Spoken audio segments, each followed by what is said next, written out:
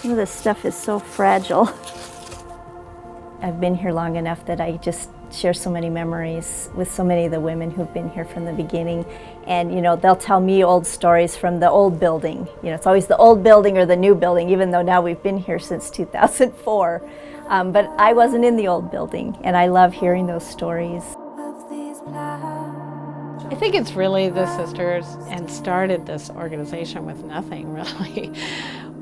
They brought that sensibility of how important it is to meet people where they are, to accept them for who they are. And so as long as we can maintain that and remember that and remember them, we still have that core of integrity. The Hearth is very unique, you know, compared to other states and compared to other places, because it has different sort of resources in the way that, like, you are interacting and exchanging back and forth. You're building that rapport. You're a safe place. You also have tons of information. You also have like food and a shower and computer. You have phones. You have all these kind of different things that you can tap into. And so, I don't know, it has that sense of safety compared to other places. And you get all of these stories of, you know, hardship and pain and suffering. And I think the Hearth is a safe place for those women to allow that to come out. There's no place like this. It's just an open, welcoming space with not a lot of expectations, and trying to give somebody the hope that they can move from this place that they probably don't want to be anymore to someplace else where they can be passionate and they create their own community, and however they want to do that. You know, we have like the knit and crochet circle. That's their own little community. I think it's a little bit like a quilting bee is how I describe it. Like they come together and tell stories, and maybe they didn't even know they had that story in them. So ladies, I feel like it's been quite some time since we've been able to do birthdays. And then we have these adorable hearts. So the deal is when I walk over to you, you get to close your eyes and pick one. And so you're not really picking one, one's picking you. These are the rules of birthdays. All right. And it's your birthday, you get to keep it. No peeking. And then that word came to you for a reason.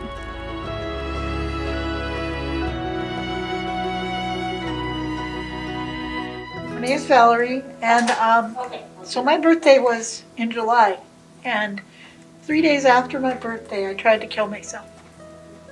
And to go from that to where I'm at today, which is rekindling working relationships with people, coming into the Hearth more often again because it's a safe place to be. I've been coming to the Hearth since 2003 when I first came into town. My then baby's daddy showed me where it was over on Howard, and I've been coming since then, off and on over the years. I'm just happy to be getting the apartment I'm getting. And it reminds me to have joy, even though I'm camping out right now and it's getting colder, because it won't be too much longer. Well, when I became homeless, it was a safe place that I could go. I started crocheting again, which helped able to meet friends and get together with others who had gone through some of the same stuff, but also others who've survived. And it helps to know that there is hope, because there's times when you feel like you're the only one or it's never going to change. This is one of those places that you can actually meet others and actually become good friends with them. It's a difference between being homeless and not. It's a difference between being able to have a shower and not.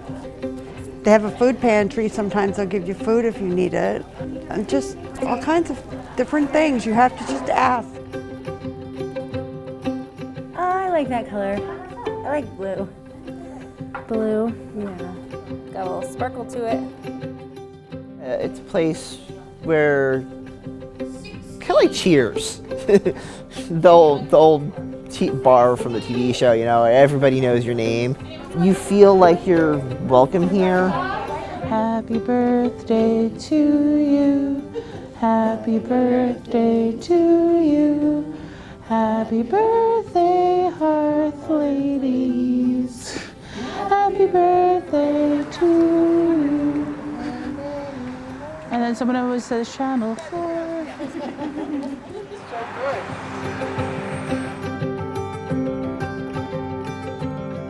It's amazing to know that this is 30 years. Good Lord.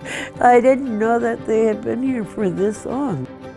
Today I asked Patty, I said, Patty, I feel like my life is up in the air, and I've been in treatment so many times. I said, but you know what? I think I need that little bigger help. And so I asked her if I could go to treatment. I just feel like, you know, she's always been there. You know, even though she's a tough old guy, but you know what? She's there. That's why she's still here.